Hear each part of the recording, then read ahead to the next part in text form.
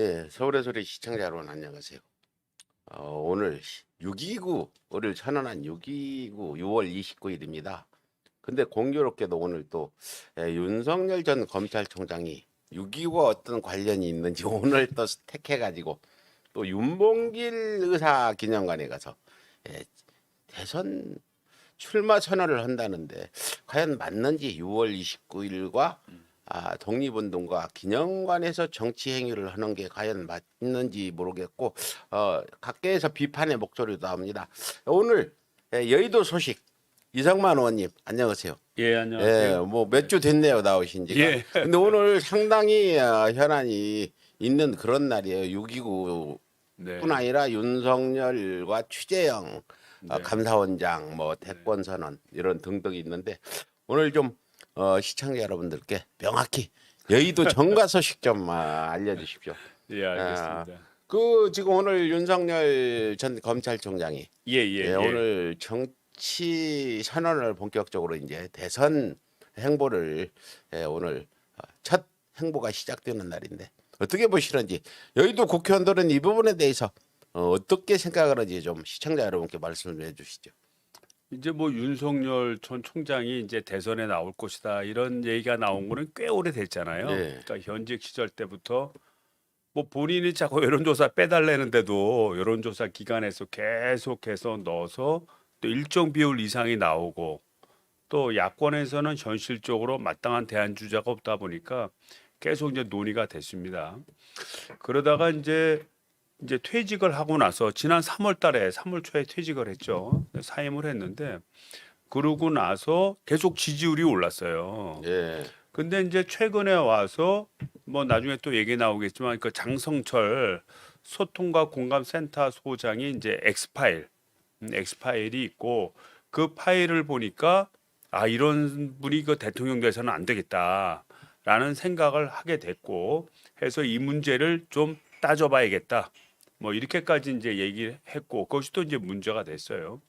그 다음에 정치 현안에 대해서 얘기 나올 때마다 주로 이제 국민의힘당으로 이제 입당하냐 마냐 뭐 이런 얘기 나올 때마다 뭐 이렇게 전원 정치를 했다는 거 아니에요? 예. 본인이 직접 자기 의사를 밝히지 않고 누가 뭐라 카더라 뭐는 식의 전원 정치를 해서 사실은 이제 그렇게 되어 보면 이런 직접적 민주주의가 강화되는 현재 상황에서는 인기를 끌을 수가 없습니다. 그런 분들은. 그러다 보니까 이제 최근에 와서 두 가지 문제가 겹쳐서 지지율이 급락을 하고 그러다 보니까 아마 좀 위기감도 강해서 오늘 날짜를 통해서 아마 출마 선언을 하는 게 아닌가 이렇게 생각이 듭니다. 여의도 전체에서는 뭐 어차피 예상된 일이니까 뭐 그거에 대해서 뭐 새롭게 받아들이는 건 없어요. 받아들이는 건 없고 다만 그 윤석열 전 총장이 이제 과거와 같은 지지율을 계속해서 유지해 갈 것인가 이제 이거에 대해서 좀 관심을 갖고 바라보는데 최근에는 이제 회의론도 많이 나오고 있는 것이 사실이고요. 또 엑스파일이 어떻게 전개될지 그런 점에 이제 귀추를 기울이고 있는 그런 상황입니다. 예, 그렇죠. 지금 엑스파일이 없다라 하더라도 윤석열이 검사잖아요. 검찰총장. 그제만 해도. 그런데 이런 사람들이 대선에 나오는 게 과연 국민의 정서상에 맞나? 검찰총장이 대선 후보로 나온 건 처음인 것 같고, 검찰총장이 대통령이 된다면 어떤 그 행위들이 이어질지 그 우리 상상해 볼 수 있지 않은 그 부분에 대해서 과연 검찰총장이 대권 나오는 거 어떻게 보십니까? 이제 사실 이제 대부분의 이제 검사 출신들이 이제 이 대선에 나온 적 있죠. 지난번에 뭐 국민의힘당 후보였던 홍준표 후보도 검사장 출신이죠. 그래서 그런 검사 출신들이 이제 대권 후보에 나온 경우가 있는데 그런 경우 대부분이 뭐 국회의원 생활을 한다든지 다른 이력을 가지면서 정치 수업을 닦아왔거든요. 그런 과정 속에서 이제 대선을 출마한 것인데 이 윤석열 전 총장 같은 경우에는 지난 3월 달에 사임을 했으니까 뭐 사임하자마자 바로 뭐 출마한다라고 해도 뭐 틀린 말이 아닐 정도로 그 연장선상에 있습니다. 그러다 보니까 보통 사람이라는 게 자기가 행동하는 양식이 그대로 그 관성처럼 이어져 내려오거든요. 그래서 검찰이라는 게 그렇지 않습니까? 또 윤석열 전 총장이 주로 몸담았던 데가 특수부고 그 특수부가 예를 들자면 수사와 관련해서는 가장 좀 표현을 좀 과하게 얘기하면 이제 지독하다 뭐 이렇게 얘기할 정도로 뭐든지 혐의가 있으면 그걸 털어내는 그런 역할을 하는 곳인데 저는 그런 게 걱정이 돼요. 어떤 뭐 권력을 잡았을 때 사실은 세상의 일이라는 게 찬반이라는 게 있을 수 있고 내용이 다양한 겁니다. 똑같은 사실을 보더라도 긍정적인 면이 있을 수 있고 부정적인 면이 이런 거 주장하는 다양한 사람들의 의견을 잘 수렴해서 어떻게 보면 국가의 최고 통수권자가 일을 처리해야 되는데 이분 같은 경우에는 자기 마음에 자기 반대 의견을 하며 검찰에서 어떤 행태와 연장성산이 돼서 야, 그거 뒷조사 좀 해봐라. 저 뭐가 있는지 한번 찾아봐라. 이런 식의 공안 정치로 돌아가지 않을까라는 걱정이 사실 제일 큽니다. 더군다나 이제 지금은 또 우리 더불어민주당이 지금 몇 분이 지금 부동산 문제로 뭐 잠시 탈당하고 대기하고 있는 상황이지만 전체적으로 보면 한 180석 된다고 보는 거 아닙니까? 그랬을 때 국민의당 힘당의 후보자로서 만약 대통령이 되면 국회와 충돌할 것이고요. 그건 충돌하는 과정 속에서 과거와 같은 공안 정치를 하지 않을까 이런 걱정이 앞서는 게 사실이고요. 더욱더 중요한 거는 대통령이 가져야 되는 많은 자질에 대한 검증을 전혀 거치지 않았다는 거예요.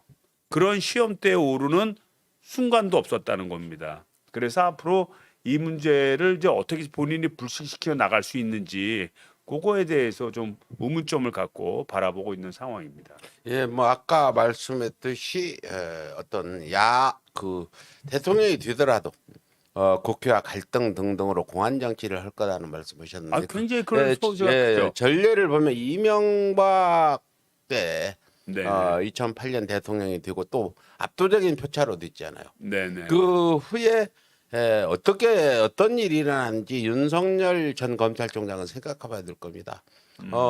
저희를 비롯해서 국민들이 일어나가지고 그 5월 5일부터 촛불 그 항쟁이 일어나서 이명박의 잘못을 질타하고 잘못된 정책들을 반대해서 결국 지지율도 10%대로 떨어졌는데 떨어지고 또 명박 산성 제 생각 같아도 윤석열이 대통령 되면 대통령 임기 기간 내 과거의 잘못들 지금 하고 있는 소위 윤석열 엑스파일에 대해서 해명을 요구할 것 같아요. 국내 정치도 굉장히 혼란일 거다 보는데 그 이명박 때 그런 일이 있었고 대통령이 되더라도 어떤 대통령직을 수행하기가 쉽지는 않을 거다 저는 이렇게 생각합니다. 이제 아까 말씀을 하셨는데요. 이제 이명박 대통령 전임 대통령이 노무현 대통령님 아니십니까? 예. 그다음에 그 전에는 이제 김대중 대통령님이 이제 하셨고 김대중 대통령을 거쳐서 노무현 대통령 시대에 오면서 사실 우리나라의 인권이 가장 많이 신장되고 민주주의가 가장 많이 발달될 그런 상황이었습니다. 그래서 전 세계 제3국에서의 어떤 롤 모델들이 되는 그런 국가로서 대한민국이 꼽힐 정도였습니다. 그래서 어떻게 보면 국민들이 스스로 자기의 표현을 누구의 어떤 압제 없이 자연스럽게 표현하는 그런 시대에 살다가 이명박 대통령이 정권을 잡고 나서 보니까 그런 국민들도 그런 관성이 있잖아요. 자연스럽게 얘기하는 그런 자연스러운 반대 얘기를 들었을 때 민주주의적 절차로 자연스럽게 그걸 수렴해야 되는데 그게 훈련이 안 됐었던 거예요. 이명박 대통령이. 그러다 보니까 그런 자기 반대하는 거에 대해서 자꾸 적으로 생각하고 또 그거를 뭐 척결의 대상으로 삼고 이러다 보니까 갈등이 심화되고 이 심화되는 과정 속에서 주권자인 국민들이 이건 더 이상 내버려두면 안 되겠다 하는 그런 시민운동이 일어났던 게 사실입니다. 그때 그 청와대로 가서 뭐 얘기하자 뭐고 청와대 가니까 뭐 명박산성이라고 하는 산성을 세워서 참 유사일의 최초의 청와대 방어작전까지 다 한 그 뭐 그런 일이 있지 않습니까? 이러면서 이제 뭐 광우병 사태 나고 그다음에 촛불 민주화 운동 이런 계속 연결됐었는데 아마도 그런 훈련이 돼 있지 않기 때문에 예? 뭐 검찰 출신 분들을 내 비하하는 게 아니라 저 사람 확실히 죄가 있어 이런 확신을 가지니까 열심히 조사하고 그분이 아니라고 아무리 얘기를 해도 그거는 취소하고 혐의를 찾기 위해 노력하는 거 아닙니까? 자기 확신만 가지고 그런 것이 훈련이 되다 보니까 지금 우리 문재인 정부 시절에 가졌던 다양한 수많은 얘기들 예? 이런 걸 과연 수용할 수 있겠느냐. 그런 자기한테 반대되는 얘기 나오면 과거와 같이 그런 뭐 조사하고 털고 이렇게 되지 않을까 사실 걱정이 많이 됩니다. 예, 지금 이성만 의원님이 우려하는 부분, 지금 윤석열을 지지하는 사람들 이 부분은 생각해야 될 것 같아요. 윤석열이 설령 대통령이 되더라도 제대로 대통령직을 수행할 수 있을지, 윤석열의 어떤 잘못된 부분, 특히나 검찰총장으로서 자기를 임명한 현 대통령과 각을 세운 걸로 대통령 출마를 하게 됐는데 이런 부분도 깊이 좀 생각해야 될 부분 같아요. 이명박 정권을 전례로 봐서 윤석열이 대통령이 된다면 대한민국은 굉장히 혼란스러울 거다. 저는 이렇게 보는데요. 민주주의적 함양이 얼만큼 의식화되어 있는지 그걸 한번 따져봐야 된다고 봅니다. 그런 의식이 함양되어 있지 않은 상태에서 뭐 최고 통수권자가 된다고 한다면 그때는 과거와 같은 혼란이 재현될 가능성이 되게 많고요. 지금 지지하시는 분들한테도 그 영향이 고스란히 갈 가능성이 되게 높습니다. 뭐 예. 그렇게 정치가 흔들리면 경제도 그렇고 아이, 외교도 그럼요. 그렇고 예. 또 외국에서 봤을 때 현직 검찰총장이 정치적 수업도 안 쌓고 검사도 아니고 바로 검찰총장이라는 권력에서 그 권력을 이용해서 대통령 출마한다는 건 민주주의 사회에서는 도저히 용납될 수 없는 거라는 이런 의견들이 많은데 어떻게 보세요, 이성훈? 저희 나라는 이미 뭐 언론의 자유라든지 이런 것이 상당히 높게 평가되고 있는 나라입니다. 또 민주주의의 성숙도 같은 경우에는 제3세계에서는 뭐 제일 탑의 수준이 있고 그다음에 전 세계에서도 이런 자유도가 10위 정도 랭크될 정도로 굉장히 그 언론의 자유의 폭이 넓고 자기 의사를 누구의 어떤 압력 없이 표현할 수 있는 그런 민주적인 시스템이 제대로 잘 잡혀 있는 나라입니다. 그래서 우리나라의 관심은 뭐 정치적인 인권 뭐 이런 차원의 문제보다는 점점 경제적인 문제, 우리나라 경제 성장을 이루어서 참 모든 국민이 잘 살 수 있을까 이런 문제로 많이 전환되고 있는 것이 사실이거든요. 근데 윤석열 총장 같은 경우에는 경험이 오로지 검찰에서 범죄 수사하는 것밖에 없지 않았습니까? 결국 그렇게 되면 이런 우리가 국민들의 가장 관심이 많은 경제 분야는 알지를 못해요. 알지를 못하게 되면 결국은 그 몇몇 학자에 의존하거나 또는 관료 시스템에 의존하게 돼서 경제적인 질서를 확립하는 데 있어서 국민적 의견을 수렴하는데 상당히 제약적인 요인이 될 가능성도 높습니다. 그러다 보면 지금 우리나라가 선진국에 도달했다고 지금 어떻게 보면 우리나라도 그렇고 외국도 이렇게 서로 자타가 공인하는 상황인데 이런 지위가 사실 흔들릴 수가 있어요. 그래서 이 경제라고 하는 시스템이 경제 따로 정치 따로가 아니라 튼튼한 민주주의적 기반 하에서 자기의 의사를 폭넓게 표현할 수 있는 시스템 하에서 경제적인 자발성이 일어나는 것이지 이것이 무너지면 그땐 우리나라의 경제적 미래도 사실 어두워질 수 있다 이렇게 볼 수 있습니다. 예, 아무튼 윤석열 전 검찰총장은 결국 정치에 대해서는 전혀 모르는 그런 사람이다. 뭐 여기서 말씀드리고 싶지 않지만 저희가 이렇게 분석하고 주위 정보를 들어보면 윤석열 처 김건희 씨가 주도하고 있다. 이번 윤봉길 그 기념관 대관도 그 윤석열 처가 주도해서 윤석열 처가 운영하던 회사 이름으로 대관을 한 것 같고 하나하나 그 어떤 정치 행보들이 그 윤석열 처가 주도를 하는 것 같은 게 분명하다. 이건 제가 장담하지만 분명하다. 그분이 머리가 좋아가지고 과거의 행적들을 보면 굉장히 머리가 좋은 그런 여자라 하는 것 같습니다.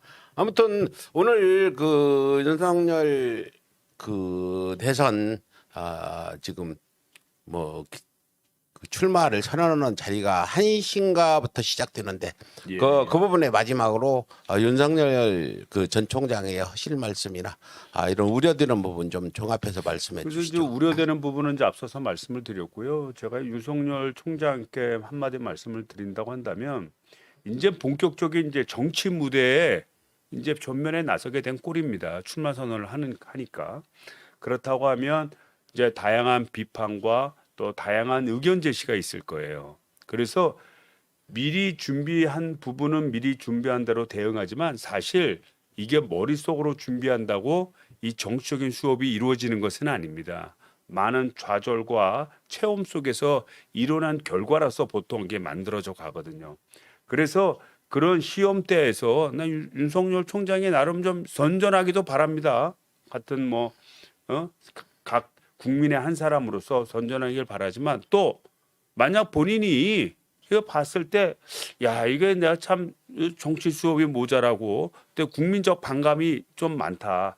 그럴 때는 또 깔끔한 결단도 굉장히 필요하다고 봅니다. 그래서 그런 마음적 자세를 가지고 뭐 본인이 뭐 어떻게 해서든 무조건 돼야 된다. 뭐 그런 생각을 가지고 일부 출발은 하겠지만 그렇다 하더라도 국민 앞에서 본인이 시험을 본다고 생각하고 본인이 잘 통과할 수 있도록 노력을 하되 안 되면 그때는 본인 스스로 결단도 내릴 수 있는 그런 용기도 필요하다. 좀 이렇게 저는 좀 뭐 충고라기보다는 제언을 드리고 싶습니다. 예, 뭐 용기, 결단 이거는 밀어붙이는 거 위에는 후퇴는 없는 것 같아요. 그 앞으로만 달리는 말같이 달리는 거 그러면- 뒤에서 채찍질하는 처와 장모가 있기 때문에 그러면 멈출 수 없을 것 같아요. 본인한테 굉장히 불행해질 수가 있어요. 예. 저도 이제 여기서 한 10년 이렇게 살다 보니까 이 수많은 사람들의 생각과 그런 의견 속에서 내가 존재하는 것이지 내 혼자의 판단을 갖고 존재하는 게 아니거든요. 그런데 이제 그런 게 이게 함께하는 구조 속에서 전체를 만들어가는 그런 리더십이 발휘되지 않는다면 아니 그때는 어렵죠. 사실 그리고 괴롭죠 인생이 본인 인생이. 이런 질문을 하나 드리겠습니다. 예.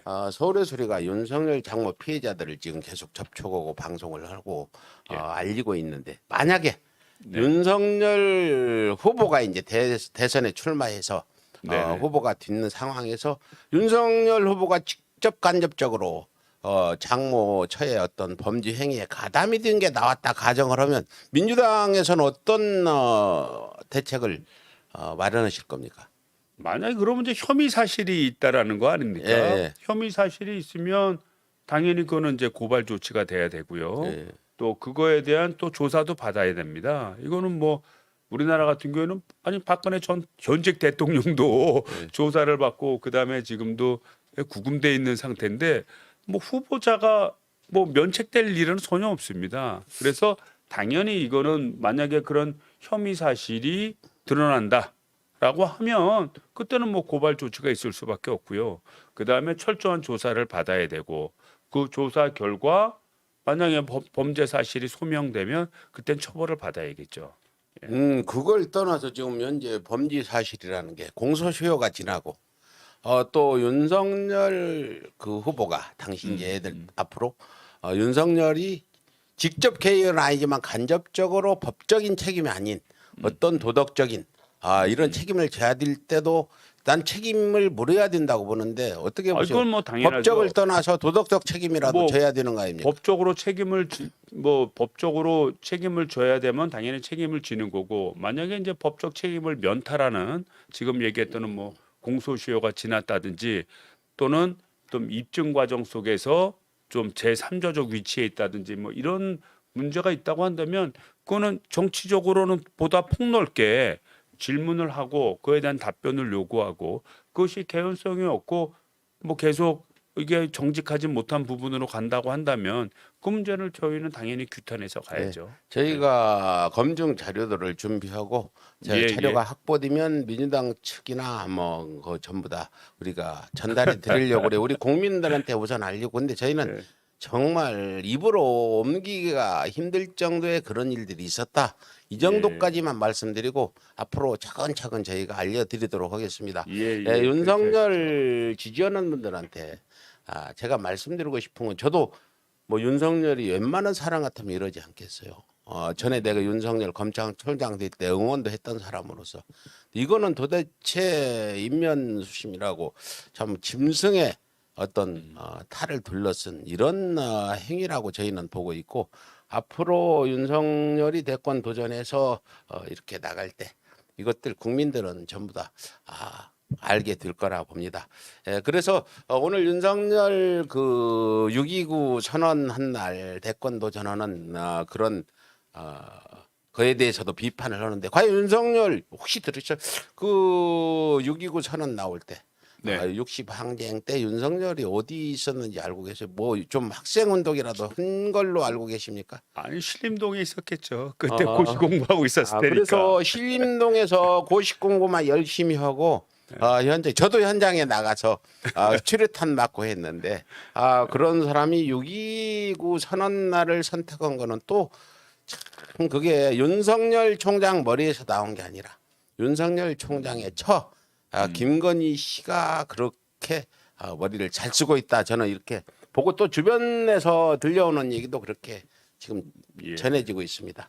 윤석열 얘기 이렇게 하고 어떻게 해서 문재인 대통령은 요직에 임명된 사람들이 전부 대권 후보라 야당 대권 후보라 나오는지 모르겠습니다. 김동연 전 부총리도 그렇고 최재형 감사원장 특히나 최재형 감사원장에 대해서는 어저께 문재인 대통령이 힐러리 비판하는 이야기를 하셨는데 웬만하면 그런 얘기 않잖아요. 그렇죠. 윤석열 전 총장에게는 한 말씀도 안 했는데 그 최재형 감사원장직을 그만두고 대권에 나서겠다는 부분에 대해서 어떻게 보고 계신지 말씀해 주세요. 아마 그 문재인 대통령님께서 아마 좀 배신감을 좀 많이 느꼈을 거예요. 네. 사실 그 최재형 그 감사원장을 임명할 때 사실 좀 말이 좀 많았었거든요. 말도 좀 있었고 다만 이제 최재형 감사원장이 이제 법관 출신이지 않습니까? 예, 판사 그래서 출신이죠. 그래서 이제 판사로서 이제 명확한 사리 분별이 있고 비록 성향은 보수적인 성향은 좀 있었다고 그래요. 보수적인 성향은 좀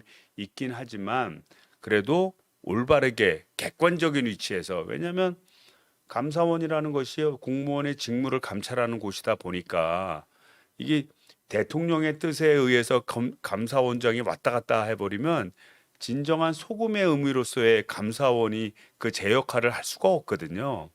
그러다 보니까 대통령이 직접 뭐 이런 문제에 대해서 명령도 안 하고 또 본인이 자발적으로 할 수 있도록 좀 그런 식견도 갖추고 또 자기네 세력 그러니까 우리 민주당하고도 인연이 좀 덜한 사람으로서 우리 최재형 감사원장을 선택했다고 이렇게 알고 있습니다. 예. 그랬는데 이제 이분이 감사원장이 돼서 참 논란을 많이 일으키고 어떻게 보면 그 단순한 직무에 대해서 감찰하고 따져야 될 문제를 정치적인 문제로 비화시킨 것들이 또 몇 개 있습니다. 예를 들자면 이제 월성 1호기 이제 폐로와 관련돼서 이제 그런 거와 관련돼서 감사원에 감사 의뢰를 했는데 거기서 굉장히 정치적인 결정을 한 거예요, 사실은. 예? 그래서 그것이 단초가 돼 갖고 지금 뭐 관련된 공무원 둘이 뭐 구속이 돼 있는 상태고 이렇게 돼 있는데 그리고 또 전체 에너지 정책에도 큰 흔들림을 줬는데 결국 이분이 뭐 대권 출마 의지를 가지고 앞으로 가겠다라고 한다면 그런 모든 행위가 객관적이고 원칙적이고 당파를 떠나서 잘 할 거라는 믿음 속에서 좀 보수적이긴 하지만 모셔서 자리를 앉힌 건데 결국 그런 기대를 모두 저버린 채 본인의 미래의 어떤 정치 행보를 위해서 준비한 꼴 아니냐. 이거 뭐 윤석열 네. 전 총장도 마찬가지라고 네. 보거든요. 아니 그러니까 뭐 거긴 얘기다 했으니까 그런 거 아니냐라는 판단이 들었고 아마 그런 것 때문에 이제 문재인 대통령께서 좀 배신감 같은 거를 좀 느꼈고 좀 분한 마음을 가지시지 않았나 이렇게 생각이 됩니다. 예, 뭐 임명한 사람들 임명권자로서는 굉장히 분할 텐데 왜 그런 사람들이 임명됐고 왜 검증이 제대로 안 되고 이런 부분 또 그런 사람들을 추천한 사람들에 대해서 간접적인 어떤 책임도 져야 된다고 봐요. 왜? 만약 윤석열을 추천한 사람이 윤석열이 저렇게 대권 후보로 부상하면 또 그쪽으로 갈 수도 있을 것 같은 생각도 들고 그런 사람들은 민주당 내에서도 믿으면 안 된다 이런 생각까지 들 정도입니다. 저는 좀 이렇게 바라보고 싶어요. 그러니까 지금 있는 검찰총장, 그다음에 감사원장, 또 기재부 장관, 부총리급이죠. 이 세 분들이 다 이제 어떻게 보면 문재인 정부가 뜻을 달리해서 뭐 지금 대권 주자로 가니 안 가니 이런 상황인데요. 이 세 자리의 특징이 뭐냐면 다 권력의 자리입니다. 다 권력의 자리고 역대 대통령들이 권력을 잡으면 제일 먼저 신경 쓰는 게 검찰총장, 그 다음에 돈줄을 쥐고 있는 기재부 장관, 그 다음에 공무원들을 꽉 줘서 딴 생각 못하게 만드는 감사원장, 이런 자리들을 주로 자기의 최측근들을 파견해서 그 자리부터 장악을 하는 거예요. 이렇게 해서 국가를 통치해 왔던 것이 사실입니다. 근데 문재인 대통령께서 대통령이 되시고 난 다음에 우리나라가 진정한 민주국가가 되고 인권주의 국가가 되려면 오히려 이런 권력기관들이 어떻게 보면 대통령이 권력을 전횡으로 휘두르는 것을 어떻게 보면 보완하고 또는 견제하는 역할도 한다는 거거든요. 그래서 자기 측근 세력, 자기하고 친한 측근 세력을 세우기보다는 객관적으로 일할 사람들 위주로, 비록 좀 보수적이라 하더라도 객관적으로 일할 사람들 위주로 많이 앉힌 것이 사실입니다. 그래서 저는 이거에 대해서 인사의 난맥이라고 하는 문제점도 물론 지적받을 수는 있어요. 하지만 또 하나는 뭐냐면 이 권력기관 장을 임명하면서 객관적인 약간 보수적인 성향이라 하더라도 객관적으로 임명했고 또 대통령이 직접적으로 관여를 하지 않았다는 거예요. 예를 들자면 중간중간에라도 윤석열 총장 들어와, 최재형 감사원장 들어와, 대통령 이거 이렇게 하면 됩니까? 따졌다면은 조율이 될 수 있었잖아요. 근데 제가 보기엔 그러지 않은 것 같아요. 그러니까 충분한 자율성을 가지고 갈 수 있도록 그렇게 가는 것이 다소 내부에는 좀 충돌이 된다 하더라도 국가 전체적으로 보면 아까도 말씀드렸던 다양한 사회를 만들고 우리나라가 어떻게 보면 반민주화되는 것을 막을 수 있는 길이지 않겠느냐라고 생각을 했던 것 같아요.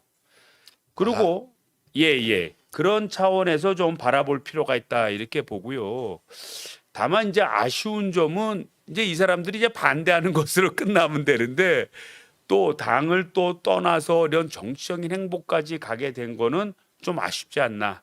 요거에 대한 이유는 요 다음번에서 제가 한번 설명을 드릴게요. 근데 거기에 이제 제가 간략히 말씀드리면 지금 문재인 정부는 평범한 정부가 아니다. 네. 전직 정부를 무너뜨리고 감옥 보내고 세운 촛불 혁명을 시민혁명 통해서 이루어진 정부인데 거죠. 예. 왜 이렇게 했냐 말해요. 그 문재인 대통령 입장이나 주변 사람들은 뭐 민주화를 위해 민주주의를 위해서 그런 사람 임명했다 하는데 개고생한 국민들이에요. 같은 사람은 윤석열 때문에 2년 동안 이렇게 속을 대한민국이 한 40%는 속을 썩이는데 그러면 얼마예요? 2천만 명 속을 썩이는데 국민을 평가해 주는 게 정치인데 국민을 불편하게 준 게 맞냐? 추재형 감사원장이나 윤석열 검찰총장 뭐 지금 기재부 장관 등등 이런 사람들을 문재인 대통령의 정책에 도움이 되는 사람을 앉혔어야지. 문재인 누가 추천을 했냐 이런 사람들을 정말 촛불 시민 혁명 정부라는 인식조차 못한 촛불 한 번도 안 든 사람들이 추천한 것 같다. 대한민국 국민들의 절박함을 몰랐다. 지금 사과하고 반성하고 이 사람들은 직에서 물러나야 된다. 책임을 지고. 왜 대통령만 책임지고 국민들만 고생을 시키냐. 이렇게 지금 중간에서 그런 역할을 한 사람, 검증 제대로 못한 사람, 추천한 사람 이런 사람들이 반성을 하고 나와야 되지 않나 이런 생각이 그러니까 드는데. 그거는 뭐 예. 기정사실이고요. 예. 그것도 한 측면이고 또 제가 말씀드리는 측면에 대해서도 이제 말씀을 드린 겁니다. 이게 문재인 대통령의 스타일 자체가 좀 말하자면 좀 완벽한 민주주의를 추구하는 과정 속에서 권력을 통제하지 않으려는 좀 그런 의식에서 이렇게 발생된 것도 아닌가 이렇게 생각이 되는 거죠. 예, 우리 시청자분들이 알람이 안 가고 하는데 요즘 저는요 네. 매일체 메일을 누가 로그인한다 하도 메일이 해킹당해서 비번을 걸고 이중 보안을 해놨더니 비번만 바꾸면은 계속 하루에도 막 10번씩 누가 그걸 로그인 하려고 시도한다. 아 그리고 서울의 소리가 지난번 2번 해킹당했잖아요 유튜브가. 아 그래요? 2번 해킹당하고 그 많이 보는 분들은 전부 한 1, 2만 명이 나갔어요. 그 사람들이 바로 이제 전부 알람을 해놓고 보던 분인데 제일 쉽게 소식을 안 사람들이라. 그 후에 상당히 타격이 커가지고 요즘에 생방하면 알람이 잘 안 간다는데 윤석열 측에서 서울에서 많이 견제하지 않나 이런 생각도 드는데 그런 2번 서울에서 해킹당하고 생방에 지장이 많다. 이 부분 말씀드리고 알람이 그 어떤 잠겨 있는 분들은 알람을 열어주시기 부탁드리고 그 후부터 상당히 타격이 컸다 이렇게 말씀드립니다. 그래요. 하여튼 뭐 추재형 감사원장이나 윤석열 전 검찰총장 추재형도 이제 사표를 냈으니까 전 감사원장이죠. 네.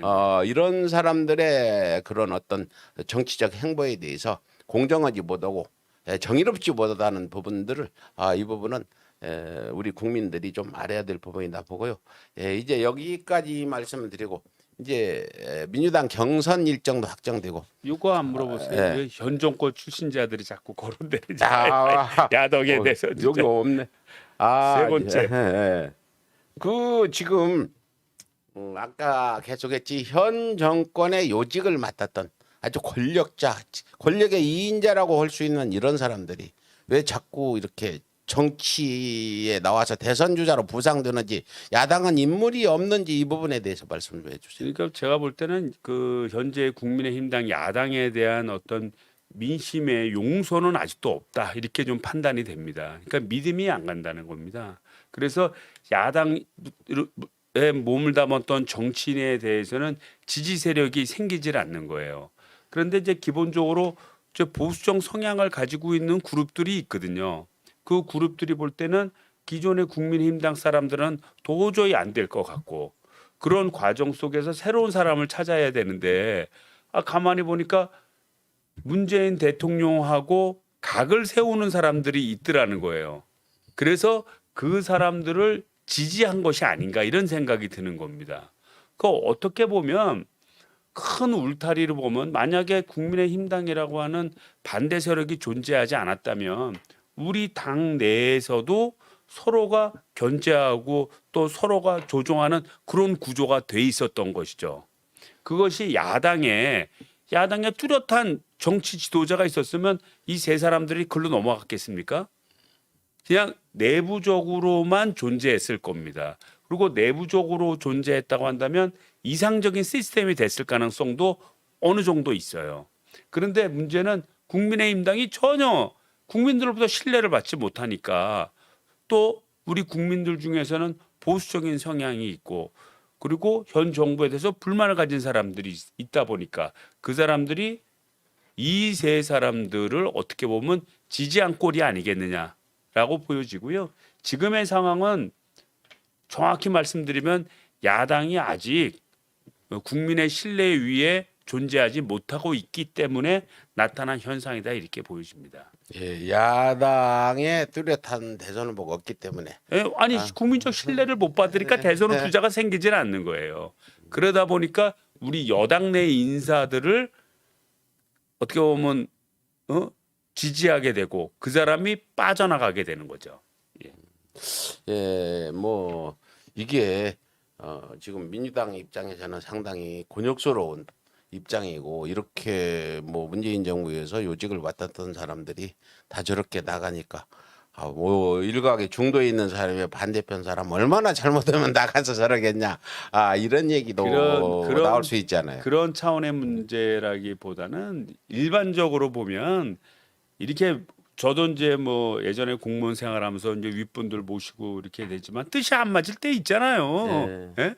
뜻이 안 맞을 때 있고 그러다 보면 내 의견을 피력하다 보면 또 다투기도 하고 그렇다고 해서 자기를 임명해준 임명권자와 대항하겠다고 하는 거는 그거는 또 다른 문제예요. 그러니까 이 세 분은 공통점이 그걸 거예요.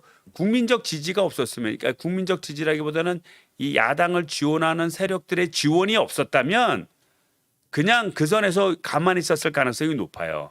예. 그런데 야당 내 어떻게 보면 뚜렷한 대선 주자가 없다 보니까 이 야당을 지지하는 국민들이 지지하다 보니까 결국 이 사람들이 말하자면 좀 가슴이 좀 바람으로 좀 부푼 거죠, 어떻게 보면. 그래서 맞서는 형국까지 가지 않았나 이렇게 생각이 됩니다. 아무튼 저도 이런 일은 처음 보는 것 같고요. 그래서 우리들끼리 우스갯소리를 그래요. 우리 우스갯소리로 이제는 더불어민주당이 뭐 권력을 다 가진 것뿐만이 아니라 야당의 세력까지도 다 통합했다. 왜냐하면 우리가 사람 키워서 파견을 보내니까요. 그 사람 인물을 키워서 우리가 야당에 주는 야당에 넘겨주는 거니까요. 이거 그렇게 예. 저도 그 얘기는 처음 듣는데, 예. 야, 그 문재인 정부의 어떤 포용력이 대단하네요. 그러니까 대단한 거지. 이게 단순히 권력만 독점이니까 당도 다 통합했다라고 그렇게 우스갯소리를 합니다. 결국 뭐 이쪽 문재인 정부 요직에 있던 사람이 저쪽에 가서 대선 후보가 되는 거니까요. 된다면은 그렇죠. 그러니까 저쪽 당에서는 자생력이 없는 겁니다. 스스로 자생력을 가지고 미래의 권력을 어떻게 보면 차지할 수 있는 주자들이 없는 겁니다. 그러니까 저희들이 양성을 해서 파견을 보내는 거죠. 근데 이제 결론을 그렇게 말씀하시는데 그 과정에서 자, 정말 마음 많이 상하죠. 마음 많이 상했고 자, 특히 국회의원들보다 더 마음 상한 예. 사람은요. 그 열렬 촛불 시민들 예. 잠을 못 자고요. 병 나고 그런 사람이 많아요. 아니 근데 그거를 제가 이제 굳이 이렇게 말씀드리는 거는 뭐냐면 진짜 약 오르고 병 나고 이런 것도 많지만 또 한 측면의 다른 시각에서 대국적으로 살펴보면 우리가 촛불 시민운동을 벌쳐서 새로운 정부를 세워서 새로운 정부가 잘했기 때문에 야당의 대선 후보도 만들어내는 거 아니겠어요. 그렇게 바라볼 수도 있는 또 이 겁니다. 부분은 제가 우리 촛불 시민들이 유리한 부분이 뭐냐? 야당 대표가 30대가 됐다.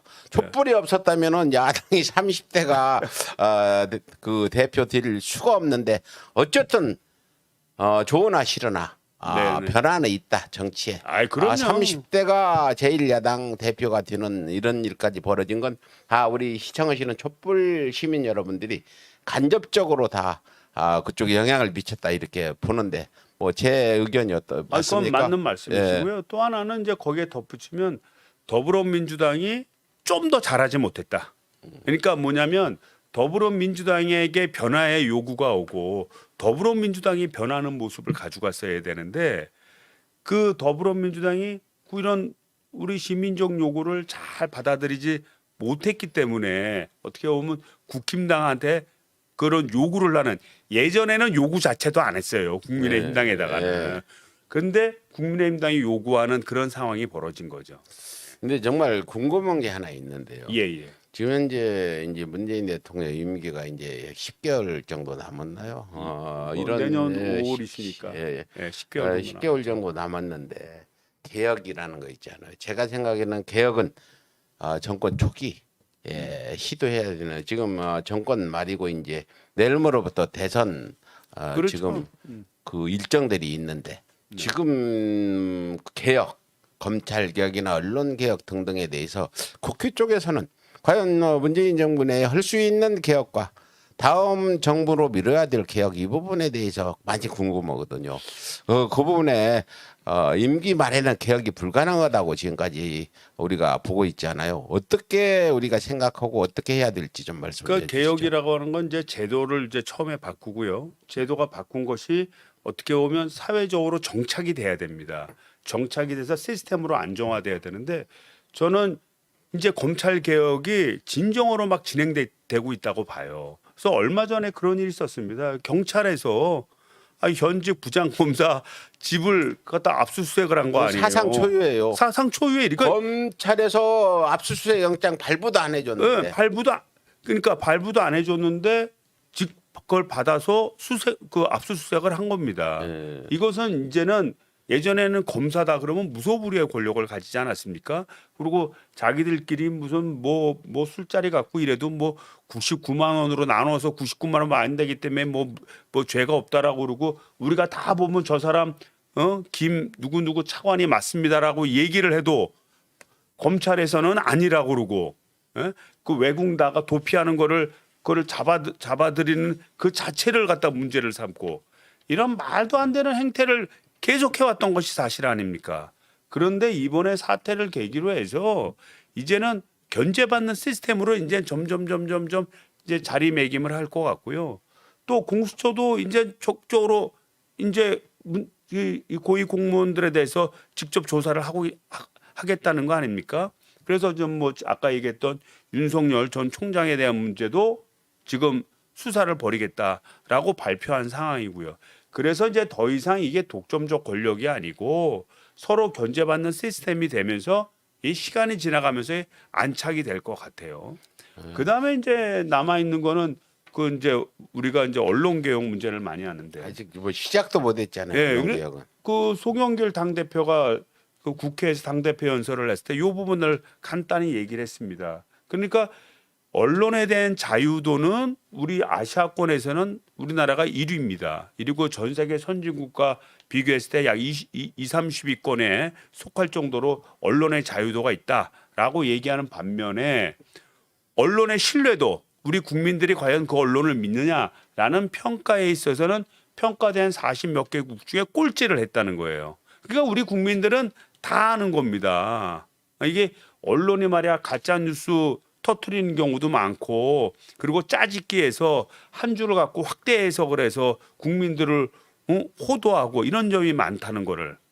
그래서 앞으로는 이런 언론 개혁에 대한 문제가 서서히 전 진행되리라고 봐요. 진행되리라고 하고 그 농축된 힘이 저는 내년 대선에 이제 분출할 것 같고요. 그 분출된 힘으로 우리 더불어민주당에서 차기 정권을 계속 유지한다고 한다면 그땐 저는 언론 개혁이 초반에 강력하게 이루어질 거다 이렇게 생각이 됩니다. 또 최근에 또 우리 조국 전 법무장관의 그 자녀분 있지 않습니까? 예. 딸을 조민 씨 예. 그거를 뭐 이상한 성추행 사진에 말이지 배경으로 쓴다든지 조선일보가 이거에 대해서 사과를 했는데 아마 사과한 것도 제가 볼 때는 거의 제가 아는 범위 내에서는 거의 처음 본 것 같아요. 그러니까 이것도 어떻게 보면 변화의 신호탄이라고 볼 수 있고 이런 에너지를 우리가 모아서 내년 정권 재창출을 하면은 그때는 확실히 언론 개혁할 수 있다고 믿고 있습니다. 예, 언론 문제는 저희가 제가 이성만 의원님보다도 더 신경을 많이 쓰고 많이 그러세요? 뭐 수십 년, 30년 됐어요 안 예, 뒤져서는 예, 지가. 그런데 제가 생각하는 거 한번 말씀드리면 이미 대선 일정이 시작됐고 그렇죠. 언론들을 지금 개혁한다 하면 더 난리를 부릴 것 같아요. 그리고 쟤들은 자기 기득권을 지키려면 정권을 바꿔야 된다는 생각이 굳은 거고 그렇죠. 대한민국 언론 100개 중이면 한 90개는 그런 것 같아요. 그래서 좀 민주당 들어가시면 언론 대우를 달리해라.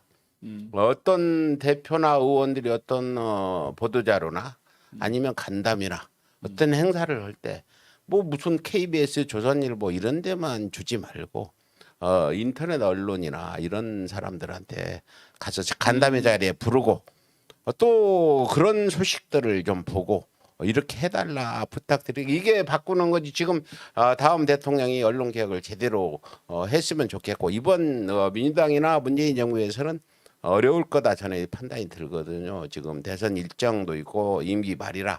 그래서 언론의 지형을 바꿔달라.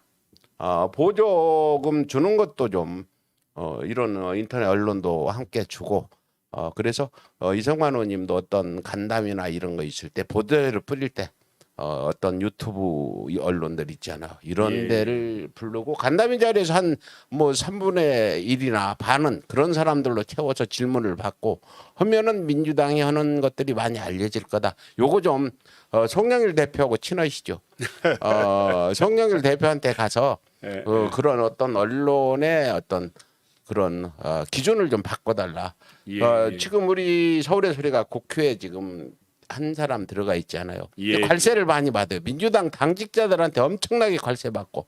아 그래요? 예, 카메라를 큰 거 메고 가는 KBS나 이런 데는 막 아무데나 들어가게 하는데 조그만 카메라 5mm 카메라고 그래요. 이 사람들은 차별하고 어떤 간담회 자리에서 초청도 잘 안 오고 이런 부분 이걸 완전히 바꿔라.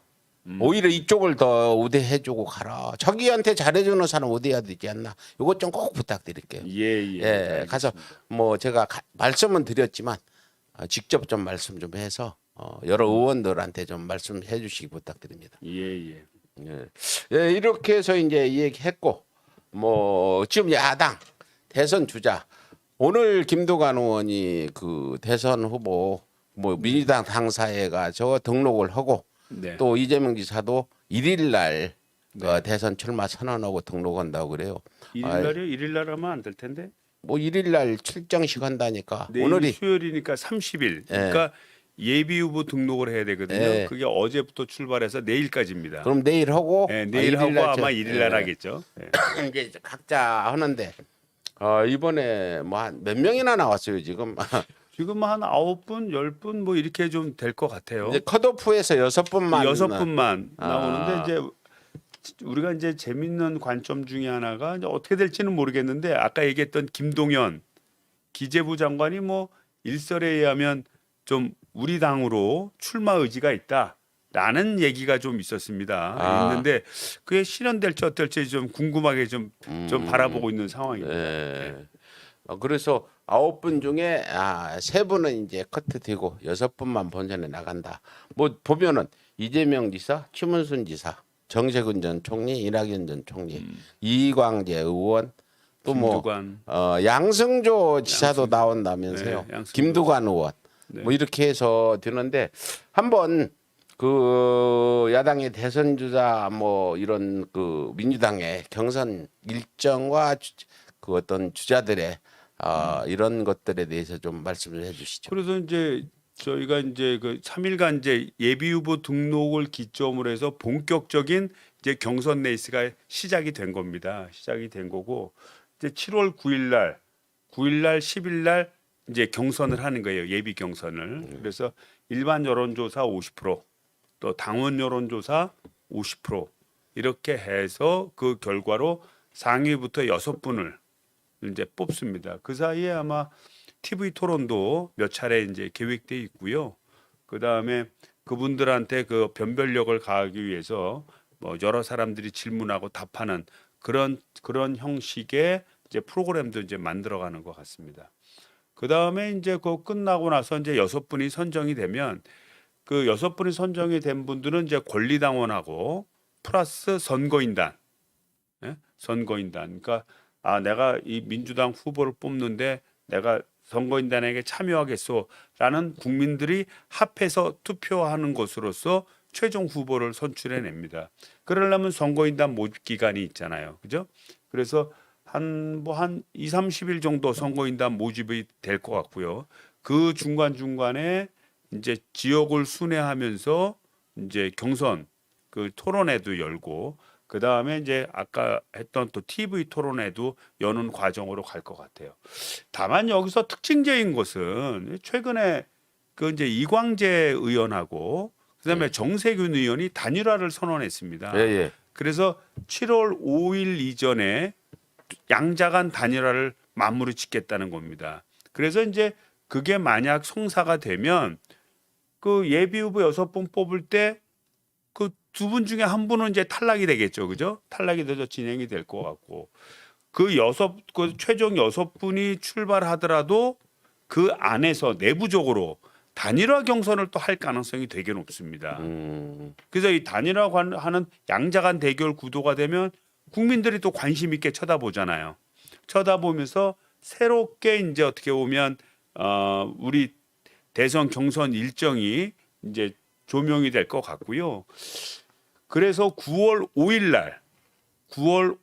날 이제 최종 후보자를 선정하게 될 것 같아요. 근데 이제 거기서 1위한 후보자가 50% 이상을 득점을 하면 그걸로 결정이 되는데 50% 미만일 경우에 그래요? 50% 미만일 경우엔 1위, 2위 간 결선 투표를 또 합니다. 재밌겠네. 그러니까 지금 이게 어떻게 되냐면 지금 뭐 대부분이 지금 뭐 이낙연 후보님 들고 정세균 후보님, 그다음에 이광재 후보님, 김두관 후보님, 뭐 추미애 후보님, 뭐 등등, 뭐 양승조 후보님, 뭐 최문순 후보님 쭉 이게 후보님들이 있지 않습니까? 이분들이 상당 부분 그 뭐라고 그래야 되나 친문적 성향이 좀 있는 분들이에요. 예. 그래서 이분들끼리 뭉쳐지면 표가 이렇게 모여집니다. 그에 비해서 이재명 이제 지사는 지금은 절대 다수의 표를 가지고는 있긴 하지만 새롭게 이렇게 받을 수 있는 구는 별로 없어요. 그래서 만약에 1, 2위 결선을 간다고 하면 그 결과가 굉장히 귀추가 주목될 가능성이 높습니다. 그렇구나. 지금 그 민주당 대선 경선단이 획기적인 경선을 해서 흥행을 하겠다 이렇게 얘기했는데 어떻게 진행될지 굉장히 궁금하기도 하고 또 경선단 모집에서는 새가 많은 사람이 많이 모집할까요? 누가 하나요 경선단 모집은? 이제 뭐 모집은 이제 우리가 이제 뭐 ARS나 인터넷에 개방해서 하지만 예. 실질적으로는 뭐 자발적으로 하시는 분도 있으실 거예요. 또 우리. 후보를 지지하는 분들이 많이 할 거 아니에요. 예, 자발적인 분들도 있겠지만 지지하는 사람들이 주변 사람들을 설득해서 들어오는 경우도 굉장히 많겠죠. 그래서 지난 문재인 대통령 때 한 150만 정도 선거인단이 구성이 됐다 그래요. 예. 150만이 됐는데 그때는 권리당원이 그렇게 많지가 않았습니다. 많지 않았죠. 한 그때만. 20만 명, 예. 뭐 채 안 되는 걸로 알고 있는데 지금은 권리당원 자체가 7, 80만 명이에요. 저희 민주당이. 예. 권리당원은 7, 80만 명이라서 아마도 선거인단 모집하면 이번에 뭐 후보자들이 또 많아서 잘하면 뭐 한 200만 원 이상 되지 않겠나 이렇게 생각이 되고요. 그렇게 되면 상당히 흥행에는 성공할 것으로 그렇게 예상이 됩니다. 예. 그다음에 앞서 얘기했듯이 양자간 이제 압축 대결. 예? 그러면 이제 또 새로운 또 흥미점을 가질 수 있죠. 저도 몰랐어요. 그 과반 이상을 득표지 못하면은 투표제가 있습니다. 결선 투표제가 있다는 건 제가 지금까지 몰랐는데 네. 그러면 누구라도 안심할 수 없는 안심할 수 상황이네요. 없습니다. 그 다자 네, 투표에서는 1등을 하더라도 예, 예. 지금 결선 투표로 가게 되면 또 이쪽 2, 3, 4, 5위 한 사람들이 뭉쳐가지고 1위와 대항할 수도 있고 그렇게 될 굉장히 가능성이 있죠. 안심할 수 없겠네요. 예. 열심히들 하시면 되고요. 특히 그 제일 이번 대선 후보 중에 재미있는 분이 추문순 지사잖아.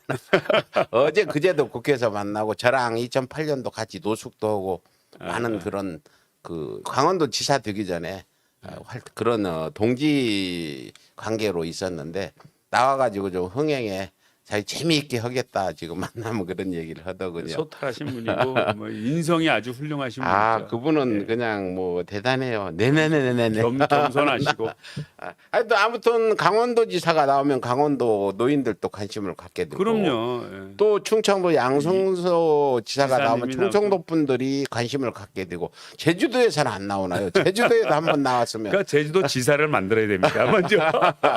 제주도에 대선 한번 내일 모레까지 등록하시면 되는데 나오시면 되는데 아무튼 재미있는 경선이 돼서 흥행에 성공하고 정권 재창출 대선 승리에 동력이 좀 됐으면 좋겠습니다. 예. 그래요. 그 민주당 경선 일정에 왈가왈부들 논란이 좀 많았는데 원칙대로 가는 걸로 이렇게 결정이 됐지 않아요? 예, 원칙대로 결정이 됐고 또 우리 좀 경선 연기를 주장했던 우리 정세균 후보님 또 이낙연 후보님 이광재 후보님 등등이 나중에 뭐 깨끗이 그러면 이렇게 의견이 갈린다고 한다면 원칙대로 하자라고 해서 그걸 또 수용을 하셨어요. 쿨하게. 예. 그래서 어떻게 보면 이 경선을 뭐 연기하냐 마냐 갖고 갈등이 생길 수 있는 소지가 있었는데 아주 후보들이 그걸 쿨하게 받아들임으로 해갖고 아주 깔끔하게 정리가 된 겁니다. 그러면 한번 여기서 이걸 좀 제가 분석해서 말씀해 주면 좋겠는데 경선을 빨리 해가지고 이렇게 좀 뭐 국민의힘은 늦게 하니까 우리가 불리하다. 또 어떤 사람 아니다 먼저 해서 빨리 알리는 게 좋다 이러지 않아요. 국민의힘 언제 합니까 대통령 경선? 뭐 국민의힘당 같은 경우에는 지금 봐서는 한 11월 달? 그러니까 우리보다 한 6, 2달 정도. 10일이나 예. 뭐 한 12월 달? 거기는 또 자기네 후보가 없기 때문에 어떻게 보면 지난번처럼 밖에 있는 후보하고 또 뭐 결선 투표를 치를 가능성도 있습니다. 단일화 후보 단일화를. 예. 그 11월 달. 11월 민주당도 달, 12월 달 그 문제죠. 결정까지 가면은 그 9월 5일인가요 그날이? 이제 그 1차 최종 투표는 이제 9월 5일이고요. 결정하려면 또 한 달 걸릴 거죠. 아니 일주일 내. 일주일 내로. 일주일 내니까. 그분들 선거운동 기간 안 주나요? 그래서 일주일 정도 시간 내. 그러니까 국민의힘보다 한 2달 예, 두세 달 결선까지 하면은 2달도 채 안 되겠네요. 그리고 이제 저는 그렇게 봐요. 그러니까 경선 연기도 타당한 면이 좀 있었습니다. 우리 이런 코로나 전국에서 어떻게 보면 11월 달, 10월 달 때 우리가 집단 면역을 이룬다는 거 아닙니까? 그러면 이제 사람들이 많이 모이고 연설도 하고 뭐 이렇게 해서 흥행을 더 올릴 수 있다. 또 우리가 후보가 먼저 되면 괜히 이제 저쪽이 어떻게 보면 우리의 흥행 분위기는 사그러들고 저쪽은 이제 흥행이 살아나서 어떻게 보면 주도권을 뺏길 수 있다. 이런 점에서 연기론도 굉장히 타당합니다. 반면에 또 그런 점도 있어요. 후보자가 9월 달 딱 되게 되면 먼저 되면 우리가 정책적인 데 집중할 수가 있어요. 그렇죠. 예, 네. 후보자 공약 이런 예, 것들. 저쪽은 아직 후보자가 결정이 안 됐기 때문에 뭐 누구를 특별히 공격할 이유도 없고요. 따질 필요가 없지 않습니까? 누가 될지 모르는데. 그러다 보니까 자연스럽게 뭐 우리 지역 곳곳에 있는 공약 문제를 하나씩 되짚어 보면서 국민들에게 미래를 심어줄 수 있는 면도 있습니다. 예, 그리고 민주당이 이번 그 코로나 때문에 네, 그 사람들을 모여서 연설할 수 없으니까 네. 꼭 대한민국의 진보 민주당 지지 유튜버들 전체가 방송할 수 있도록 소스를 주고 꼭 그렇게 좀 해주시라고 해요. 그 사실은 그렇게 하면은 몇십만 명 볼 수 있는 체제고 또 MBC나 뭐 KBS 이런 언론들이 제대로 나는 안 해줄 거라고 보거든요. 편파적으로 국민의힘 건 잘해줘도 민주당은 위면할 거라고 보니까 꼭 이번에는 이 방송을 할 때 뭐 유튜브 이런데 방송이 되도록 송영일 대표가 꼭 그 각 유튜버들한테 연락해서 소스 주면은 그거 받아가지고 방송을 하면 돼요. 그렇죠, 코로나 때문에 그렇죠. 직접 사람 기자들 들어갈 수 없으니까 이거 안 하면은 안 됩니다. 이게 지금 승패에 굉장히 연관이 있다고 보는 거고. 그 유튜브를 봅니다. 활용한 홍보 시스템에 대해서도 네. 저도 한번 좀 의견을 한번 좀 드려보도록 하겠습니다. 지금 뭐 유튜브가 그 KTV 국민방송이 10만 채 안 될 때 서울의 소리가 알아가지고 이제 그쪽 많이 저희가 홍보도 하고 해서 지금 한 3, 40만 됐고 청와대도 지금 한 거의 30만 될 거예요. 많이 네네네. 알죠. 청와대, KT 국민방송 등등 해가지고 하면은 또 알릴레오도 100만이 넘지 않아요. 이렇게 해서 네, 네. 하면은 오히려 이 어떤 기존 KBS나 MBC보다 이력이 적지는 않을 거다. 이것 좀 꼭 모르는 것 같아요. 제가 이번 그 각자 연설이나 이런 거 할 때 전부 소스를 줘서 방송을 할 수 있게 좀 그래서 해주시면 또 좋겠어요. 이런 장점이 있습니다. 네. 그러니까 이제 예전 같이 이제 사람들을 운집해 놓고 이런 후보자 경선을 할 경우에는 후보자의 연설을 듣게 되잖아요. 연설 위주 시스템을 듣게 되는데 그러다 보니까 오히려 이제 과열되는 면도 있고 또 내용에 어떻게 보면 깊이가 떨어질 수도 있어요. 준비된 거를 뭐 이렇게 낭독하는 형식이 되니까.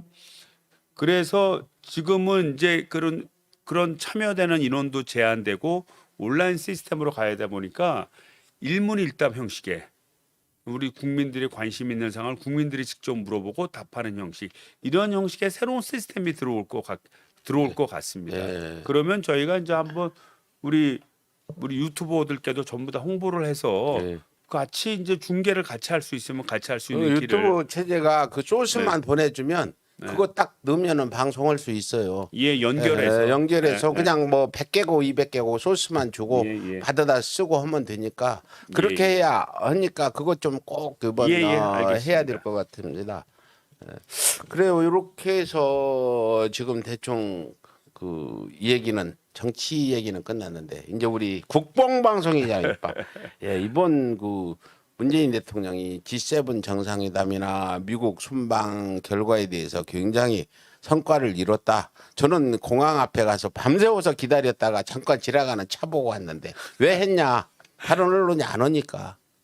아무도 보도 안 오니까 나라도 가서 해야 되지 않겠나. 참 안타깝죠. 예. 근데 우리나라 언론이 다른 언론들이 전에 전두환 박근혜 참 같이 안타까워요. 제가 볼 맞고 때는. 환영무도 예. 해주면 우리가 갈 필요가 뭐, 없는데 뭐 그렇게까지 할 필요는 없지만 그래도 이게 우리나라 외교사에 길이 기억에 남을 그럴 일인데 예. 그렇게 강 건너 불구경하듯이 하고 그 뭐 야당의 30대 후보자가 되느냐 안 되느냐에 먼 방송에 전력을 기울여서 하는 모습을 보면서 참 우리 언론이 아직 객관성을 가지려면 멀었구나 그런 생각도 들었습니다 사실. 하여튼 오늘 그 말씀드리고 싶은 그 우리 국뽕방송 지금 G7 2년 연속 초청받은 의미가 뭔가 뭐 잘하니까 받았겠다 하지만 어떤 의미인지 그런 차원의 보다는 이제 뭐 우리가 그렇지 않습니까? 한 조직이 있으면 조직을 움직이는 사람들이 있지 않습니까?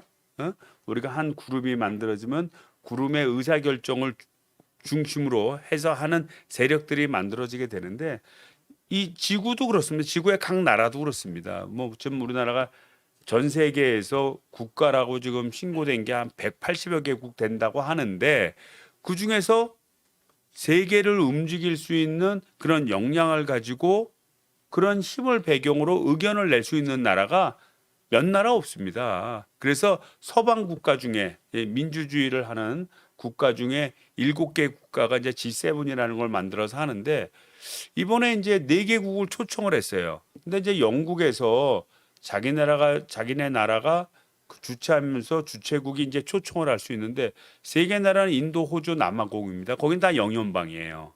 그래서 자기와 친한 나라들을 이제 초청을 한 거고요. 영연방이 아닌 나라는 유일하게 우리 대한민국입니다. 그래서 우리 대한민국은 이런 G7 의제에 같이 얘기할 만한 국제적인 능력이나 위상을 갖추고 있다라고 하는 판단에 초청이 된 거고요. 과거에 우리 대한민국은 중요 국가들의 어떻게 보면 그 부속국이라고 하기에는 좀 너무 강하고 이런 다른 주변 국가에 가려져 있는 양 진짜 주변국일 뿐이었어요. 중심국에. 그러다 이제는 세계 질서를 형성해 나가는 한 멤버로 우뚝 섰다 이렇게 볼 수 있습니다. 자랑스럽죠. 자랑스럽죠. 지금 그런데 이런 거를 하나 홍보도 안 하고 말이죠. 보도도 안 하고 난 도대체 만약 박근혜 정부 때 이런 일이 있었으면 언론이 어떤 행태를 보였을 것 같아요. 거기는 뭐 쫓아다니고 난리 났죠. 쫓아다니고 뭐 찍고. 근데 더 제가 괘씸한 거는 잘한 거 보도 안 난 것까지는 좋아요. 흠 잡을 거 있으면은 그 흠집은 대서특필 했단 말이에요. 이번에 어떤 거 대서특필했냐?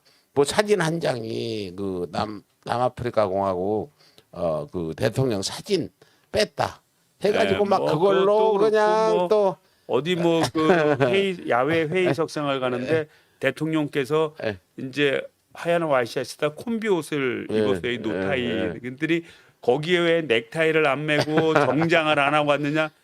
이게 기사 셀지르니까. 그거는 진짜 그 기자 어떤 사람이 썼는지 일부러 알고 일부러 쓴 건지 모르고 썼는지 모르겠는데 이런 행사를 하게 되면 그 드레스 코드를 미리 결정합니다. 주최 측에서 옷을 이렇게 그러니까 뭐 정장으로 해주십시오, 뭐 간소복으로 해주십시오, 뭐 노타이에 어떻게 이런 드레스 코드를 보내줘요. 그럼 그거에 맞춰서 하는 겁니다. 그러니까 참 유치하죠. 그 만약 지금 이제 문재인 대통령 어저께 언론에 어느 여론조사 42% 나왔거든요. 지지율이 어저께. 사실은 제가 뭐 우리 더불어민주당의 대통령이라서기도 하지만 진정한 의미로 말하면 우리나라를 선진국으로 이끈 대통령입니다. 예? 우리나라를 진짜 일본의 주변국 박근혜 때만 해도 박근혜 대통령 때만 해도 이 동북아 질서의 주체는 일본이었어요. 일본이었고 일본이 결정하는 대로 한국이 따라가길 바라는데 과거사 문제로 계속 싸우니까 미국이 가운데 개입해 갖고 위안부 합의도 억지로 만든 겁니다. 그러던 것을 이제는 일본도 일본대로 하지만 한국은 한국대로 독자적으로 하겠다는 겁니다. 그리고 일본이 미사일 지침 이런 거 엄청나게 엄격하게 요구했던 겁니다. 미국한테. 근데 이제는 해제하면서 한국이 자발적으로 할 수 있도록 만들어준 거 아니에요? 거기다 이 G7 회의를 통해서 한국은 더 이상 주변국이 아니라 지금 가장 큰 문제가 이 코로나 문제 아닙니까? 보건 문제. 그다음에 주제가 그거였습니다. 열린 사회. 그다음에 기후. 이 세 가지 문제에서 예를 들자면 보건은 우리나라 보건 1등국이라고 여러 대통령들이 손가락질하면서 우리말로 삿대질하면서 한국을 칭찬했지 않습니까? 그런 사진도 있고 또 열린 사회에 대해서는 전 세계에서 어떻게 보면 개발도상국으로 출발해서 민주주의를 이룬 가장 혁신적인 국가가 대한민국입니다. 롤 모델입니다. 그러니까 당연히 초청받을 수밖에 없고 기후 문제에 대해서 우리나라는 이미 탄소 중립을 선언하고 과다 에너지를 소비하는 국가에서 청정 에너지로 전환되는 그런 것을 가장 획기적으로 하는 나라입니다. 그래서 전 세계에서 봤을 때 대한민국이 참여해야만 이 G7 회의가 권위를 갖는다고 생각하고 초청을 한 거예요. 그 정도인가요? 대한민국이 참석해야 G7 회담이 권위를 갖는다. 우리나라 그 정도로 높아졌나요? 아니 생각해 보세요. 제일 첫 번째 주제가 코로나 보건인데 네. 당연히 EU 국가들이 평가할 때 보건을 제일 잘한 나라가 어디냐 그러면 대한민국이라고 다 얘기를 한다는 거예요. 왜 잘했냐? 봉쇄 없이 우리 이거 길거리 못 지나가게 만든 적 없잖아요. 영업 제한만 좀 했지. 봉쇄 없이 코로나를 극복한 나라는 유일하게 대한민국밖에 없습니다. 그리고 뭐 여러 가지 논란이 있었지만 이런 이 코드 등을 통해서 우리 전산화되어 있는 디지털화되어 있는 시스템을 통해서 예를 들자면 사람들을 추적한다든지 관리한다든지 하는 시스템을 도입한 거예요. 그래서 그 장면 나오지 않습니까? 보리스 존슨 영국 총리가 보니까 방역은 대한민국이 제일 잘한 것 같다. 그러니까 손가락질 다 이렇게. 바이든 대통령도 손가락질 맞다라고 그러고 그다음에 유엔 사무총장도 대한민국이 참 대단하다 그러고 그다음에 프랑스 대통령이 우리 의견이 다 일치하네요. 네. 그렇게 보건에 대해서 얘기하려면 보건을 제일 잘한 나라를 갖고 와야 될 거 아니에요. 그다음에 우리가 이런 이 백신에 대한 물질 생산량도 거의 전 세계에서 제1위 수준입니다. 생산량이. 우리가 허브가 될 나라입니다. 그러니까 당연히 와야 될 수밖에 없던 상황이에요. 네, 그리고 그 손가락질하는 사진을 보면서 내 기사를 열심히 찾아봤어. 문재인 대통령 외국 그 정상들한테 손가락질 당한다 이렇게 기사가 나올 것 같았는데 쓰지 않았더라고. 삿대질 당하는 대통령 뭐 이렇게. 외국 정상들한테 삿대질 당하는 총가락질 당하는 문 대통령 이런 기사가 뜰 법도 했는데 유튜브나 이런 극우 유튜브들이 그렇게 할 것 같았는데 그건 아예 안 하잖아. 이번에 너무 빛나서 더군다나 영국 총리가 자리 배정을 할 때 왼쪽에는 조 바이든 미국 대통령을 앉히고 오른쪽에는 우리 대한민국 문재인 대통령을 앉힌 겁니다. 그거는 다 이유가 있는 거예요. 근데 그런 어떤 문 대통령이 그 좌석이나 기념사진 촬영에 앞줄에 서니까 어떤 사람이 이런 소리 했어. 그는 대통령 취임 순서에 따라서 서는 거다. 그럼 내가 아니에요. 야 바이든은 취임한 지 몇 달도 안 됐는데 왜 앞에 섰냐. 이렇게 또 그걸 왜곡하는 사람이 많아요. 댓글 같은 데로. 그러니까 이제 이렇게 보시면 됩니다. 그러니까 코로나 사태가 가져다준 충격이 굉장히 컸는데 그 충격이 선진국이 더 컸어요. 미국이 지금 코로나 확진자나 사망자 전 세계 1위 아닙니까?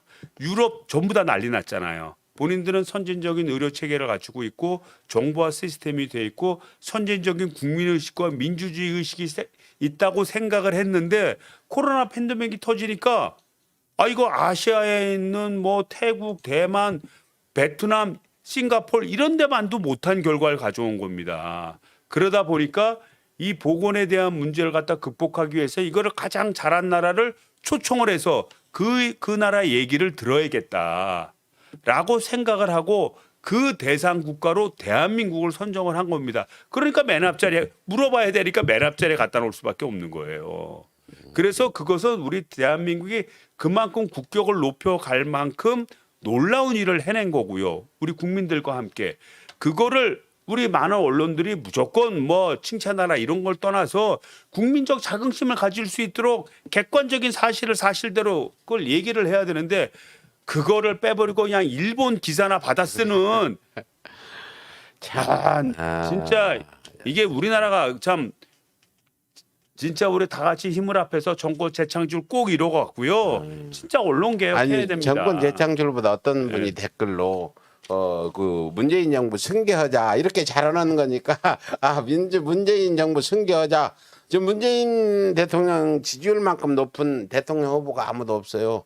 제일 높아요. 문재인 대통령이 차후에 대통령 될 사람들과 문재인 대통령의 지지율을 비교해 보면 아직도 제일 높아. 그리고요 지난 대선 때 받던 득표수보다 지지율이 더 높다. 그러니까 이게 만약에 그 대통령 중임제 임기가 네. 중임제로 됐으면은 뭐 큰 걱정이 없죠. 걱정이 없는데 이게 이제 단임제도 보다 보니까 이제 이런 일이 벌어지게 된 건데 여하튼 우리가 지난 4, 5년간 이뤄놓은 성과가 계속적으로 계승되고 발전되기 위해서 네. 우리 모두가 좀 힘을 합해야 될 때라고 생각이 됩니다. 예. 뭐 어떤 사람이 국민 의식에 동떨어진 국뽕이라고 그러는데 한번 생각해 주십시오. 지금 우리가 과거에 국제 회의장에 들어가 보지 못하고 한반도 문제를 남북 분담을 결정하고 등등 이때와 지금 비교하면 얼마나 우리가 이 국격이 우리가 1905년에요. 네. 헤이그 밀사 사건이 있었지 네. 않습니까? 이준 열사, 뭐 이상설 열사 뭐 이렇게 있지 않았습니까? 외교권이 박탈됐다는 이유만으로 우리가 그 회의장 자체를 들어가지를 못했어요. 들어가지도 못하고 우리 운명이 결정돼 있잖아요. 회의장 자체를 그것도 주요 의제국으로서 뭐 그런 게 아니라 방청석 국가도 못 들어간 거예요. 방청석도 못 들어간 거예요. 그 후에 2차 대전 끝나고 남북 분담이 있을 때도 각종 국제 회의에 우리가 참석이나 했으니까 참석할 여건도 아니었고요. 그리고 우리의 의사는 항상 일본이 대변하는 상황이었어요. 그렇죠. 일본의 의사에 의해서 한국은 결정됐었지 우리 독자적인 의사가 중요하지 않았습니다. 그래요. 일본 얘기 나왔는데 이번 G7에서 스가 총리가 좀 초라한 꼴을 보이고 일본 내에 비판이 있는데 일본은 어떤 성과를 얻었고 일본 내부의 반응은 어떤가요 지금? 일본이 가서 열심히 한 거라고는 그 이제 우리 그 새로운 국가들이 이제 막 이 융성을 하니까 융성하는 국가를 받아들여서 뭐 D10, D11 이런 걸 만들어 보자는 제안들이 실제 있었다는 거예요. 그리고 그 안에 대한민국은 1순위로 당연히 꼽혀 있었고요. 근데 그걸 끝까지 일본이 반대했다는 겁니다. 다른 나라 다 찬성하는데 일본이 반대했다는 거예요. 반대 사유가 대한민국이 들어오면 아시아에서 예전에 자기가 혼자 힘 줬었는데 힘을 못 주게 될까 봐 참 보면 생각하는 수준이 참 그렇게 소화적이고 네. 참 유치합니다. 그다음에 이제 두 번째 가서는 지금 말도 맞고 탈도 맞는 도쿄 올림픽 좀 지지해 달라고 지지해 달라고 각국 정상들 만나서 그렇게 이제 요구를 했다는 거예요. 그래서 결국 그거를 성명서의 맨 마지막 줄에 전체 페이지 수가 뭐 한 20-30페이지 되는데 맨 마지막 줄에 들어갔다고 합니다. 도쿄올림픽 뭐 지지. 개최를 지지한다. 네. 일본 내부에서도 비판이 많은 것 같아요. 스가가 가서 그런 사진들이 영어도 못하고 그런 이랬다. 사진들이 많았죠. 예. 그러니까 이게 뭐 문재인 대통령께서 뭐 거기서 뭐 이렇게 중심은 아니지만 그래도 많은 정상들과 같이 의견을 나누는 그런 사진들을 많이 찍히는데 이제 뭐 스가 총리 같은 경우는 뭐 혼자서 거리두기를 했다는 거 아닙니까? 거기서 방역 지침을 지키느라고 거리두기를 했다 이런 얘기고 또 굉장히 우리가 이제 저도 국제회의 참석을 하지만 표정이 되게 중요합니다. 네, 그렇죠. 예, 이제 딱 첫 인상이 사람의 그 어떤 관계의 미래를 결정한다고 또 그 나라를 대표해서 온 거 아니겠습니까? 그러면 예. 참 웃는 얼굴, 그다음에 말을 할 때는 자신감 있고 자연스럽게, 그다음에 누구를 면박하는 것이 아니라 칭찬해주면서 자기 얘기도 하는 그런 스킬들이 있어요. 그런데 그 사진에 나온 거 보면 진짜 우리가 그 속된 말로 그런 말 하지 않습니까? 못 씹은 얼굴. 예, 그렇게 하고 막 이게 표정이 그렇게 찍혀서 그런지 질시여린 왜 문재인 대통령은 저기 앉아 있고 나는 왜 여기 있는 거야? 뭐 이런 질시여린 표정. 이거는 뭐 웃는 표정이 없다고요. 이거는 외교 무대에서는 아주 치명적인 겁니다. 예. 아무리 거기서 엉뚱한 얘기를 해도 들어주는, 여유 있게 들어주고 자신감 있게 내 얘기를 하면서 점잖게 내 논리가 맞다라는 걸 주장하는 게 중요한 거지. 그런 식으로 이렇게 표정을 어둡게 하고 그러면은 어디 불안해서 그 뭐 같이 대화할 수 있겠어요? 네, 그래요. 지금 그 우리 시청자 한 분 남행진이라는 분이 네, 네. 그 이런 성과가 네. 문재인 대통령만 잘해서 그런 거 아니다. 촛불 시민들이나 이런 노력이 있었다는데 여러분 이거 보세요. 문재인 정부는 촛불 시민 혁명으로 세운 정부예요. 문재인 정부가 성공하면 촛불 시민들이 성공을 한 거다. 같은 몸체란 말이에요. 그냥 평범하니 이 탄생된 정부가 아니다. 이 부분은 여러분들이 조금 더 서운해할 거 없어요. 문재인 정부 성공은 촛불 시민들의 촛불 혁명 그렇죠. 성공이라고 이렇게 등식이 되잖아요. 그리고 또 이게 리더의 역할이 되게 중요했던 게 실제 오스트리아에서 그런 질문을 했답니다. 아니 어떻게 해서 이렇게 방역을 잘하게 됐습니까? 그랬더니 대통령이 그렇게 말씀하셨다는 거예요. 그렇게 잘 된 거는 전문가들을 모아서 전문가들의 의견을 듣고 전문가들의 결정에 의해서 진행되도록 했다.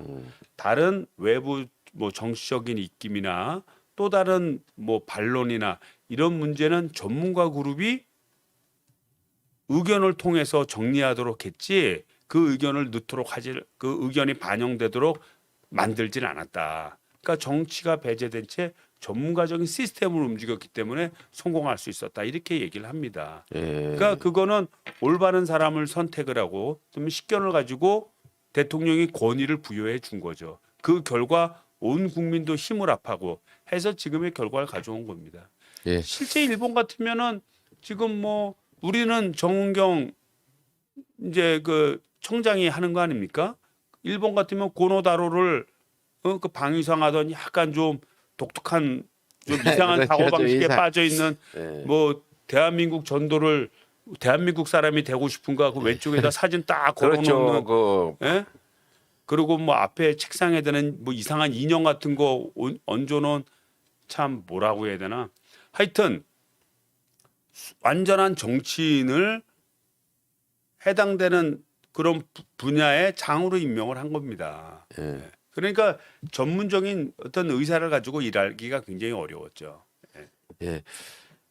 그래요. 뭐 여러 가지 민주당에 대해서 불만 가진 분들도 있는데 그래도 민주당을 나는 자꾸 욕하는 사람한테는 그럼 누구 국민의힘 그래도 국민의힘은 최악이고 민주당은 차악이지 않냐. 너 최악을 선택할래 차악을 선택할래 이런 거지.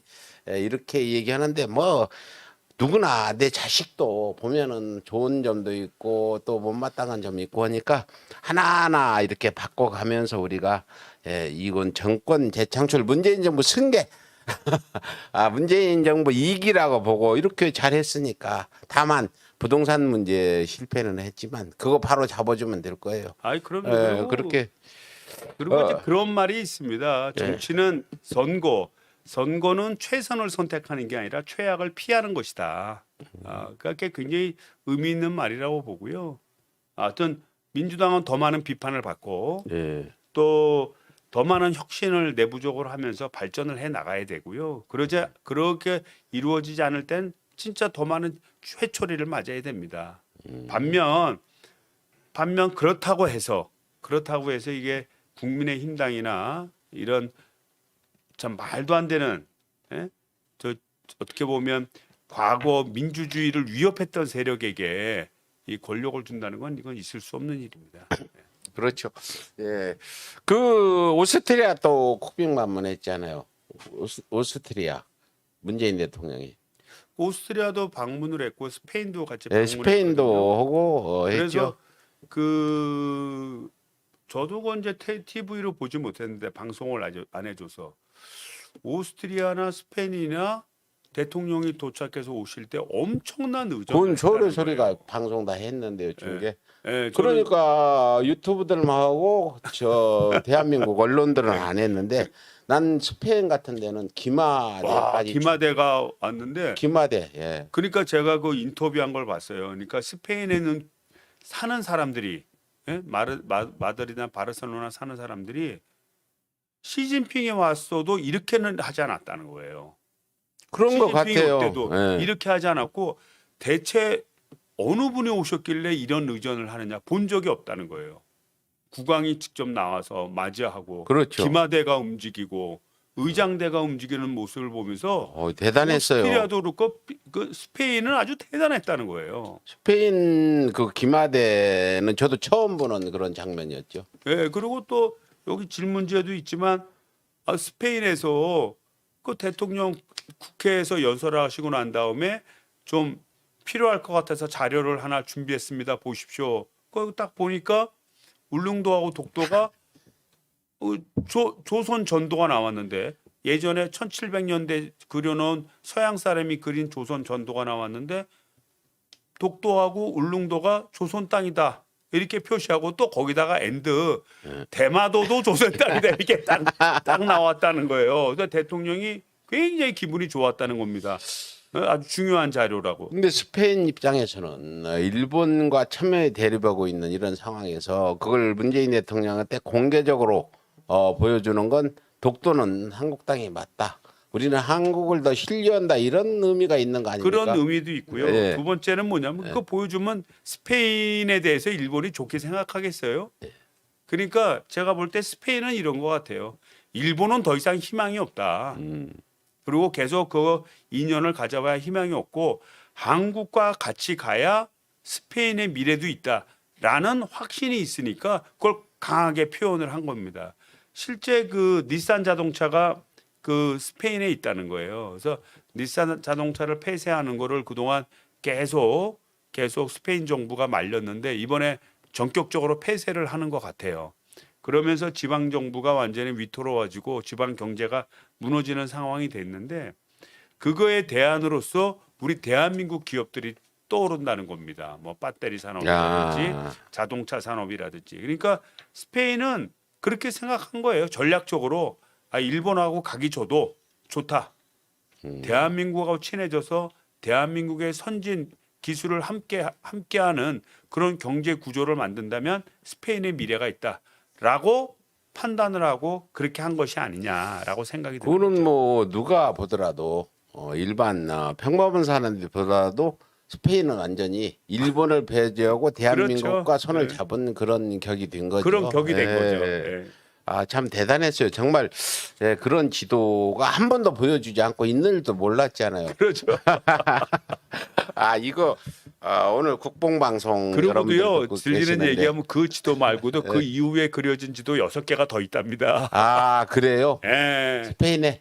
그 스페인에 있는 것 같아요. 이 지도 그 지도가 가장 오래된 지도고 그거 말고도 한 6개가 더 있다는 것 같아요. 스페인은 그런데 오스트리아 저는 이제 문 대통령 일정을 전부 중계 방송을 했거든요. 그 현장에 국민 가셨어요? TV에서 다 해주는 거 받아서 아. 청와대가 하고 국민 TV가 하는 걸 다 다른 언론이 안 하니까 제가 잠을 안 자고 새벽 1시에도 하고 다 했어요. 전부 다 했는데 그 오스트리아 기자회견에서 오스트리아 기자가 한국을 좀 배워야 되는데 이런 질문을 하니까 오스트리아 총리가 또 거기 답변을 하고 참 감동적인 장면들이 많았어요.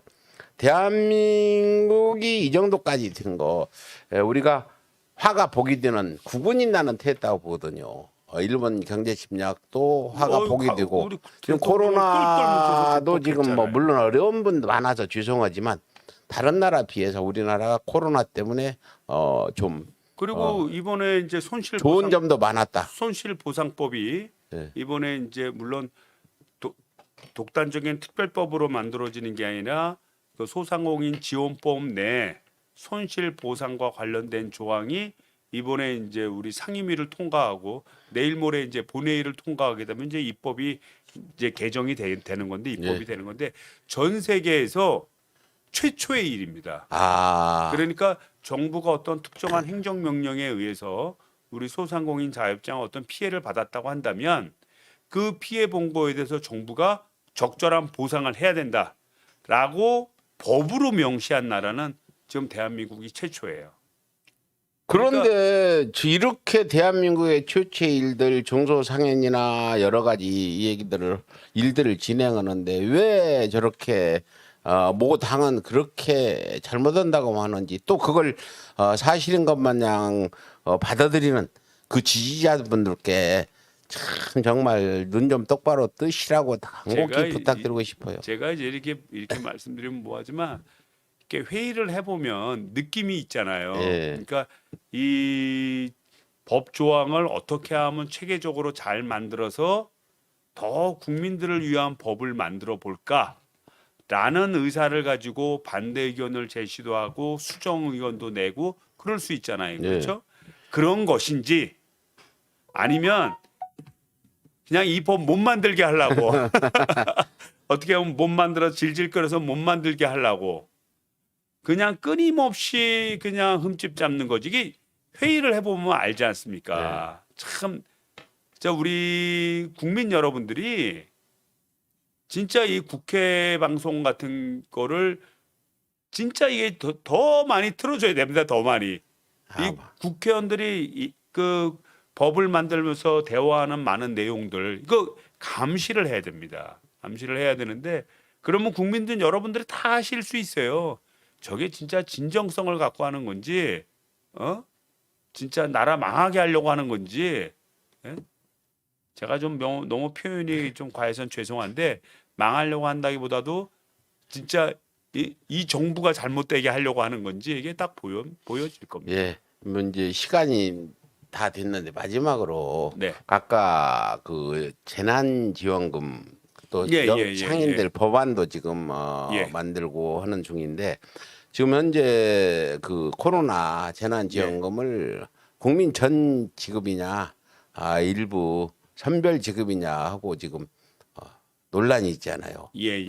저희 많은 사람들이 이렇게 생각해요. 우리 서울에서 우리 시청자분들은 전부 주고 그 돈을 주변에 가 쓰도록 해라. 이게 얼마나 좋냐. 부자들 돈 주는 거 그냥 옆에 백화점 안 가고 지역 상인들한테 쓰게 하면 경제도 활성화되는 거 아니냐 이렇게 해서 전 국민 지원을 주장하고 있는데 그 부분에 대해서 지금 당내에서는 어떤 의견들이 이제 나오고 당정 있나요? 협의가 지금 이루어지고 있거든요. 예.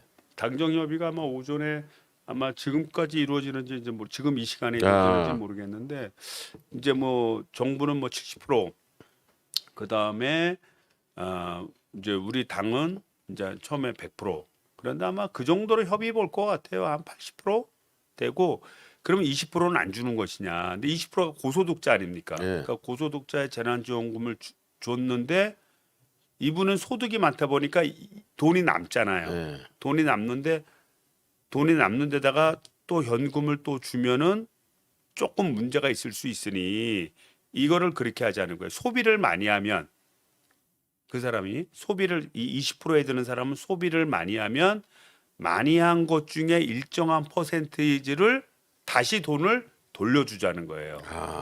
그러면 그 추가로 받는 돈을 생각해서 또 나라가 또 뭐 그것보다도 나라가 이제 소비를 하자고 좀 외치니까 소비 행위를 적극적으로 하지 않겠냐. 이것이 오히려 국민 경제에 도움이 된다. 아마 이런 식 제안이 있는 것 같아요. 그래서 실질적으로는 전부 다 100% 전 국민 재난지원금인데 80%한테는 현금을 100만 원씩 바로 4인 가족 기준 주는 게 아니라 거고. 나중에 소비를 하면 100만 원을 예. 혜택을 주겠다. 그리고 나머지 20%는 소비를 일정 부분 이상 하면 예. 일정 부분 이상을 하면 다시 현금을 돌려드리는 시스템으로 그게 뭐 50만 원도 나오고 100만 원도 얘기도 나오는 건데 드리는 건 똑같이 드리는데 방식을 좀 달리하자. 뭐 이런 겁니다, 지금. 근데 저는 거기에 약간 이견을 말씀드리면요. 네. 상류층 10%나 20%가 돈을 쓸 때 재래시장에 가 쓰는 게 아니라 저 백화점이나 골프장 이런 데가 쓰거든요. 그래서 100만 원을 주고 주변에 빵집이나 재래시장만 쓰라고 이게 맞지. 돈 주는 건 마찬가지잖아. 100만 원 아니지. 삭감해 주나. 그게 아니라 그런 데 가서 써야 돈을 돌려주는 거죠. 그런 데가 써야 돈을 돌려주는 거죠. 이 영세 상인이나 이거 전 국민 재난금 반대하시는 분들은 제가 이해 안 되는 부분이 이걸 주게 되면 예를 들어 100만 원씩 주면 한 30조 되죠? 전부 나가는 돈이. 4인 가족 기준으로 하는 건데 뭐 4인 가족 기준으로 해서 보면 30조까지는 안 되고요. 예. 한 10몇 조 되는 걸로 왔는데 아니 한 30. 한 10, 한 2, 3조 하여튼 그걸 시장에 푸는 10, 효과거든요. 2, 3조. 왜냐면 지금 우리나라가 5천만 명인데 예. 4로 나누면 1, 4, 4 1250가족 정도 된다고 예. 보는 거거든요. 예. 4인 가족 기준이면 거기에 100만 원씩 주면 한 12조. 한 30조 준다고 그랬는데 이번에. 아니 전체 예산은 30조고 예. 35조 정도. 예. 30조냐 35조냐 전체 예산은 그렇고 저기 뭐야 이 국민들한테 주는 지원금은 한 12조 5천억, 13조 정도 되는 거예요. 나머지 20조 정도는 그 중에서 이제 우리 행정명령으로 피해를 본 우리 소상공인 자영업자들한테 그 피해에 대한 손실을 보존해 주는 겁니다. 근데요 자영업자 뭐 이렇게 하는데 전 국민 재난지금 지급하는 게 자영업자를 도와주는 거거든요. 그것도 그 사람들이 소비자 자영업자는 이거니까. 돈 200만 원 받아서 집세 주는 것보다 그 돈 거의 뭐 한 2, 30조를 푼다면은 그 돈이 돌아다니면은 어떤 경제 효과 요발이 굉장히 클 거라고 보는데 아니, 그러니까 이 부분에 그거는- 대해서 예. 잘 지금 그 기재부에서 반대를 많이 하고 이런 것 같은데. 이제 기재부에서는 이제 자기 의견을 가지고 얘기하는데 그래서 당정 협의를 하는 거죠. 당정 협의를 하고 오늘 결과가 나오겠네요. 또 예산안이 넘어오면 저희들이 다 또 손보지 않습니까? 손봐서 그거 따지니까 결국은 국회의 의견이 들어갈 수밖에 없습니다. 그 지난 그 보궐선거 전에 재난지원금 한번 줬잖아요. 이 소문 들으셨는지 모르겠어요. 국민의힘 사람이 저런 바보들이 있냐? 왜 선별 주었냐? 전 국민 지급하지 이런 얘기를 했다는 걸 제가 기사에서 한번 봤어요. 그래서 이제 이제 아무래도 배제되면 기분 안 좋죠. 안 좋죠. 그리고 배제되는 기분보다도 또 비용도 많이 들고 해서 가능하면은 다 주고 그 돈을 영세 중소상인들의 혜택을 받는 거에 쓸 수 있도록 이렇게 국회에서 좀 노력을 좀 해주시자 그리고 제가 이제 부탁드립니다. 참고로 하나 말씀드리면 이제 이번에 쓰는 돈 약 35조 가량 될 거라고 예상이 되는데 이 35조에 되는 돈이 빚을 내서 하는 게 아닙니다. 네, 빚을 내서 하는 게 아니라 세금이 35조가 더 얹혔어요. 그렇게 된 배경에는 우리나라 기업들이 지금 너무너무 잘 나가는 거예요. 기업들의 수출도 많이 되고 그다음에 뭐 현대자동차 같은 경우에는 뭐 몇십 프로 신장이 될 정도로 차가 없어서 못 팔 정도입니다. 그래서 우리 기업들이 수출이나 해당되는 사업이 너무너무 잘 되니까 거기에 임직원들의 뭐 갑근세라든지 그 기업들의 법인세들이 엄청나게 들어오는 거예요. 그래서 결국은 이런 기업들이 나가서 번 돈이 이게 또 일부한테만 가는 게 아니냐. 일부 대기업이나 대기업의 근무자들만 혜택이 보는 게 아니냐 이렇게 말씀하시는데 그거를 세금으로 걷어들여서 그 세금을 우리 국내 경제, 우리 국내 내부 경제에 지원함으로써 이거를 활성화시키는 겁니다. 네, 그렇죠. 좀 대기업들이 코로나 이런 그 전국에서도 수출을 잘해서 돈을 많이 벌었다.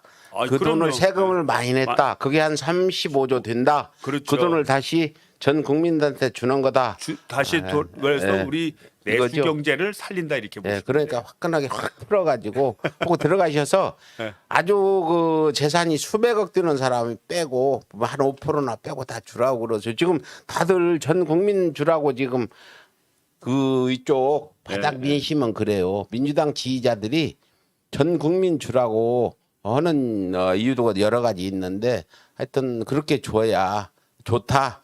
아, 국민의 민심은 그렇다. 오늘 대표님한테 그러니까 전달 좀 해주세요. 주는 거는 당연히 주는 겁니다. 예.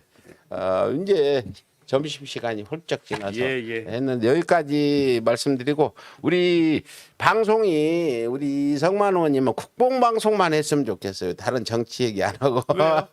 정치 얘기해도 되죠. 정치 얘기 너무 좀 떼야 되는데 너무 약한가요? 아니 그게 아니고 자꾸 정치 얘기만 유튜브 방송들이 하니까 우리는 새로운 걸로 해서 네, 너무 그렇죠, 뭐. 흥나는 힐링 방송으로 이렇게 좀 갔으면 좋겠어요 앞으로.